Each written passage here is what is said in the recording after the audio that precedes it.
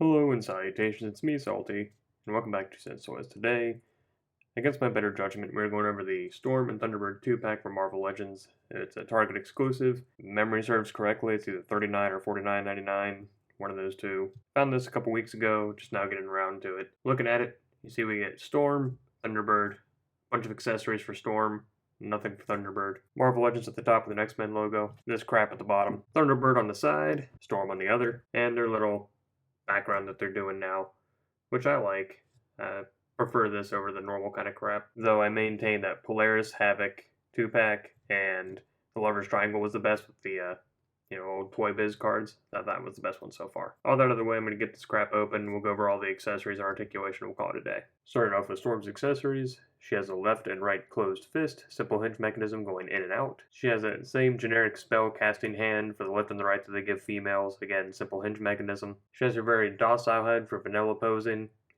Hair's all straight, headdress and the like. Still left her with wide eyes though. I ended up with kind of a coffee stain or brown spot there in the back of her head. It's not really showing up on camera, but you can definitely see it in person. They kind of did a nice wash over the hair though, instead of just plastering it in white, at least to give it some kind of character, some shading and the like. It's not an extra accessory, but since we're talking about heads, this is the head she came packaged with. It's her more violent kind of fighting head. You can see the grimace and the hair kind of blown back. I ended up with some more of those stains on the back of the head that you can kind of make out a little bit better with this one. But a nice sculpt overall, some nice washing. Her other extra accessory is this cape, which is the vanilla cape, just, for vanilla posing, no action or anything. It's very malleable plastic, so it's not going to snap on you. This is her more windswept cape. Again, this is the one she was packaged with, but since we're talking about the cape, let's talk about this one. Again, it's a very bendy kind of plastic, so it's not going to break on you. And this collar on both of them is actually very snug around the neck, so it's not going to wobble and flop everywhere when you move around. It actually kind of anchors in place, which it's weird that they would choose this Storm of all Storms to go with the plastic instead of,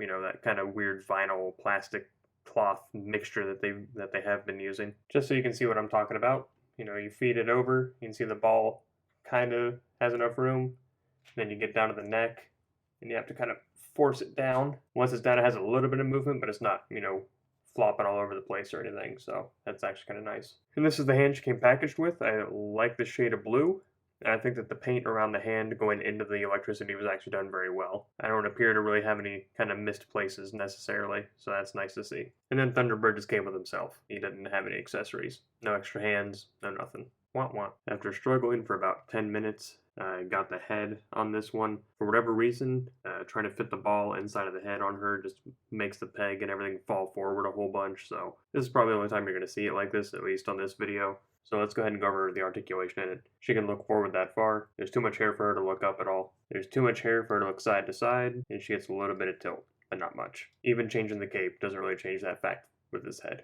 Her more angry head gets a little bit more, only because the hair is kind of broken up a little bit. That's all the further she looks up. She can look down that far. She gets more side to side looking to the right than she does with the left, but at least it's there. And she gets a little bit of tilt. Changing out the cape kind of expands the shoulders, so to speak. Doesn't really affect down at all. Barely affects up, but she didn't really have much up to begin with. Side to side becomes a little more clunky. She gets more, but it does run into the cape more on the right, and she still has a little bit of tilt. With that, her arm runs into the cape, trying to spin 360 in either direction. It stops her arm from going any further up than going to a 90. The single joint in her elbow comes up past 90. Elbow swivel. She has wrist swivel, and just like the rest of the wrists, it pivots in and out. The other cape makes her arm come up at just a hair under 90. That's about as far forward as it gets, and of course it'll crash backwards if you try to go backwards. Without any of the capes, it comes up past 90, and if you move the hair out of the way, spins 360 with no problem. She leans forward slightly, leans back about that far. She has a little side to side. She has swivel. She kicks forward about that far, kicks back about that far. She kicks out about that far. She has thigh swivel. The double joint in her knee only comes up at a 90, though it is pinless, and I believe this is actually the first pinless figure that I've reviewed on this channel from Marvel Legends. Her ankle goes back that far, goes forward that far, and she has ankle rocker. Now, traditionally, I wouldn't go over articulation twice, but the cape is different, so in terms of mold and all that, so it does not affect her ability to lean forward. I'd say she leans back a little bit further with this one. Her side to side and swivel aren't affected. She kicks back a little bit further with this one, I think. And the double joint in her knee is not affected, it just goes in between. Which leaves us with Thunderbird, and I'll just go ahead and point out all the obvious things that everyone's already complained about.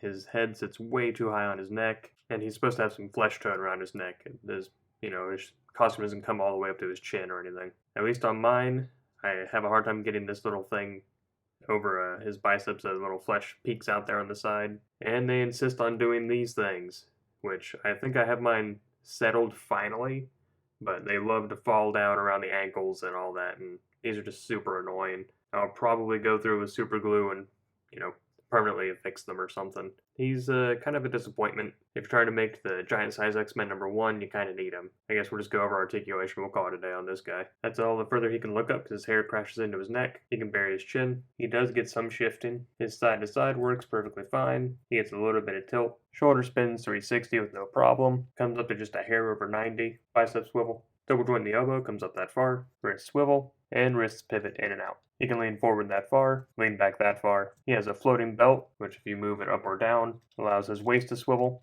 He can kick forward just a hair over 90. Doesn't really kick back at all. That's all the further he kicks out. Thigh swivel. Double joint in the knee comes up that far. We have a boot swivel, and the tassels fell down. That's what I'm talking about. But here's a boot swivel. Ankle goes back, forward, and ankle rocker. And that's really all I got for today. Thunderbird is pretty disappointing.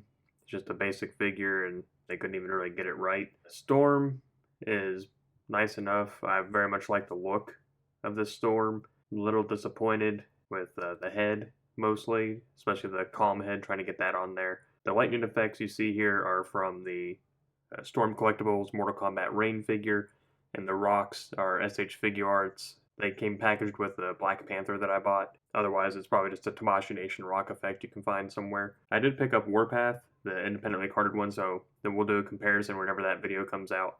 Though I'm not really looking forward to that either, because I like the X-Force Warpath, the black and gray one mostly. That's the one I think of when I think of Warpath, but off topic. Anyway, if you like what you saw, then all that I ask is that you like on the video and subscribe to the channel. It helps me out a lot, and I very much appreciate it. Let me know down below what you think of this 2-pack. I remember when it was first announced, pre-orders immediately sold out, and they were selling them for $400 on eBay, the pre-order. And now it seems like people are finding them at Target, 5 deep. Anyway, I thank you for stopping by today, and until next time, I'm Salty, signing off.